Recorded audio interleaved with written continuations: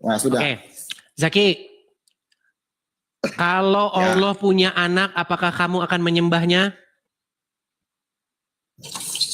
Kalau Allah punya anak, seandainya. Apa? Tidak akan. Tidak akan. Kalau Allah punya anak, akan jadi. Tenang. Tidak akan saya menyembahnya karena Allah itu Maha Tunggal. Qul huwallahu ahad. Baik. Allahu samad. Baik. Tenang. Saya balikan dulu kamera saya. Orang Islam itu teman-teman, makin pakai sorban, makin nggak ngerti Quran. Tadi kamu katakan kalau Allah punya anak, kamu tidak mau menyembahnya ya? Tidak, Edis. Oke, coba baca ini. Baca.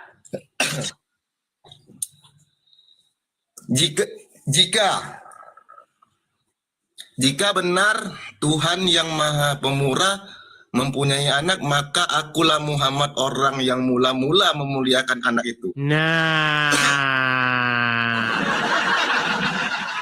Oke. Coba kamu baca Arabnya di sini. Fa'ana awalul abidin. Apa arti abidin? Kan udah dijelasin tadi artinya. Apa? Tapi itu udah jelas artinya, katakanlah jika benar Tuhan. Kan. Jadi permasalahannya apa? Oke, tadi kamu bilang kalau Allah punya anak kamu tidak mau menyembahnya, betul? Enggak, jadi permasalahanmu itu Tenang. apa? Tadi kamu bilang kalau Allah punya anak kamu tidak akan menyembah anaknya, betul? Tidak akan, karena Allah itu tidak punya anak. Jika kalau Allah punya anak kan kamu tidak mau menyembahnya, betul? Jika kalau Allah punya anak, mulai muter dia, mulai muter.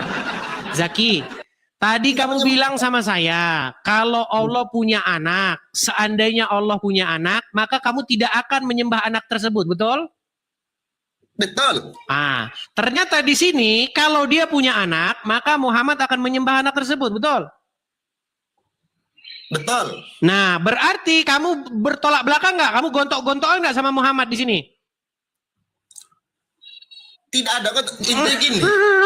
Udah stres ya. Zaki, makanya kamu masih jadi orang Islam. Ada Al-Quran di situ, Zaki? Kamu punya Al-Quran nggak di situ? Ada, cuma saya malas keluar. Coba buka dulu surat Az-Zumar ayat 4, coba. Nggak, jadi permasalahanmu tuh apa di situ? Apakah kamu mau membuka surat Az-Zumar ayat keempat? Ya udah buka aja, saya baca. Tadi sudah saya buka. Kamu mau buka di situ? Iya, itu memang benar. Ya udah, kalau nggak mau buka, kau tidur di bawah sana. Tidur di bawah sana. Orang Quranmu saja nggak pernah kau buka.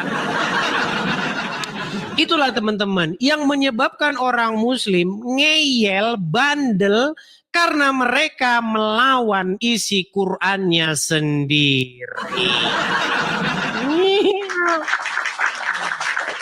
Muhammad saja bilang kalau Allah punya anak, maka aku, kata Muhammad, adalah orang yang pertama-tama menjadi abdunya, menjadi penyembahnya.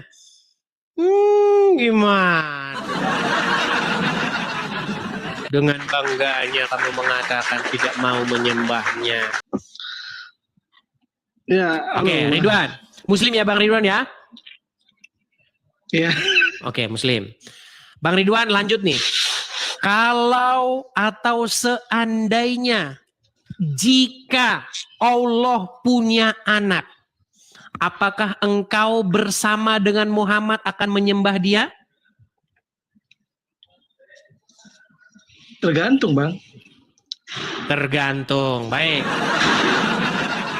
Makanya orang Islam ini tidak ngerti ayat Al-Quran. Kita sabar, kita tunjukkan ya. Kita sabar. Pasti nggak punya Al-Quran di situ ya? Pasti tidak punya Al-Quran di situ kan? Nggak ada. Oke, baik. Makanya mereka tidak tahu. Baik. Oke. Saya suruh Anda baca ya. Oke, silakan dibaca, Bang. Surat Az-Zukhruf ayat 81, silakan baca. Jika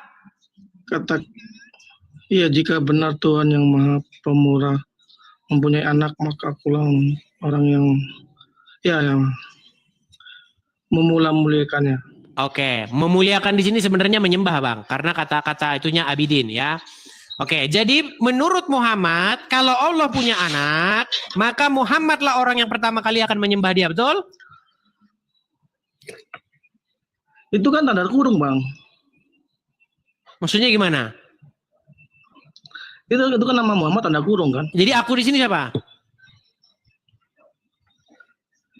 Ya nggak tahu kalau itu. Aduh. Tanda kurung. Yang datang muslimnya kok orang begini terus. Kalau Allah punya anak, maka akulah yang pertama kali menyembah anak itu, betul? Betul. Iya, berarti bukan tergantung. Kok Anda bilang tergantung? Jangan tergantung. Kalau kamu muslim berarti kamu harus menyembah anak itu, betul? Ya berarti nggak konsisten dong, kan ada juga yang ayat mengatakan kalau Allah tidak beranak dan tidak diperanakan. Bang, Allah punya rahim. Punya rahim nggak dia? Nggak punya. Nggak punya. Apakah Allah punya kelamin? Nggak ada. Ah, terus bagaimana dia caranya supaya dia, makanya dia memang nggak melahirkan di situ memang tidak melahirkan. Sama Bapa di surga di dalam Injil juga tidak melahirkan. Yang melahirkan itu adalah Maryam. Tetapi anak siapa itu yang dilahirkan Maryam itu? Sekarang, siapa yang menyebabkan Maryam mengandung? Ya kalau di kitab itu ya Tuhan. Oke. Kalau misalnya Anda menjadi penyebab perempuan mengandung, maka Anda disebut bapak atau paman. Bapak. Nah, siapakah yang menyebabkan Maria mengandung? Ya kalau di kitab sih Tuhan, Bang. Berarti anak siapakah itu berarti? Siapa bapaknya anak itu?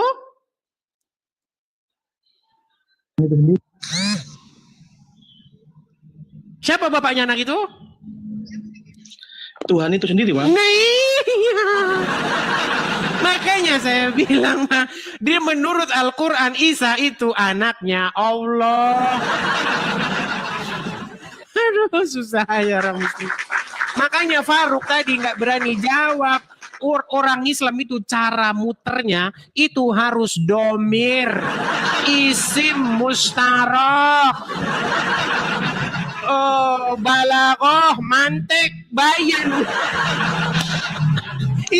Itulah jurus akrobatnya orang Islam. Jurus akrobat.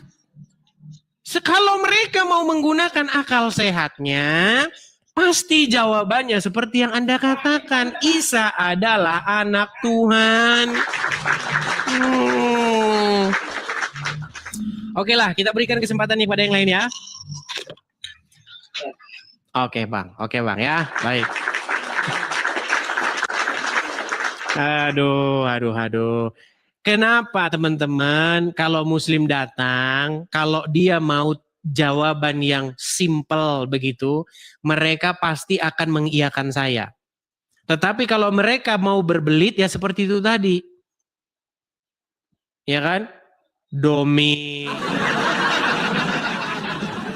balaghah, mantik, bayan, nun mati ketemu tanwin. Nah, itu kerjaan orang Islam gitu. Makanya kalau kamu ke masjid itu cuman diajarin kayak begitu aja. Logika nggak pernah dipakai. Ya. Oke lah teman-teman, nampaknya mungkin kita sudah sampai ke ujung acara ya teman-teman ya. Silakan teman-teman kalau mau nonton siaran ulangnya, tadi sudah ada 3 orang ya membahas isu ini dan ketiga-tiganya sudah menseret ya. Itu sudah kesimpulannya, kalian sudah bisa menyimpulkan sendiri, itu logikanya ya sudah dapat. Silakan kalian nonton, nanti ada di YouTube ya, diputar kembali. Nanti saya rapikan, nanti teman-teman tinggal nonton yang sudah rapih ya. Yang datang nggak ngomong, datang diem-diem, itu nanti saya buang itu yang begitu. Karena saya pengen durasinya itu betul-betul durasi yang sudah jadi begitu diskusi ya. Nanti saya rapikan di YouTube saya. Seperti itu. Nah teman-teman, di akhir acara lagi-lagi ya teman-teman ya. Bagi teman-teman yang suka dengan channel Edis TV, bagi teman-teman yang terus ingin mendukung channel Edis TV terus mengudara, teman-teman bisa support saya di yang tertera di layar ya teman-teman ya. Teman-teman bisa support di yang tertera di layar tersebut. Nah teman-teman yang nonton di YouTube, juga teman-teman bisa melihat itu ada tulisan berjalan. Teman-teman juga bisa support lewat situ, ada PayPal, ada Zelle, ada Bank BRI juga. Teman-teman bisa mensupport di situ. Oke teman-teman, di akhir acara saya ucapkan selamat Natal dan menyongsong tahun baru 2020. Oke, Tuhan Yesus kiranya memberkati kita semua. Shalom, sampai jumpa kembali. Tuhan Yesus memberkati.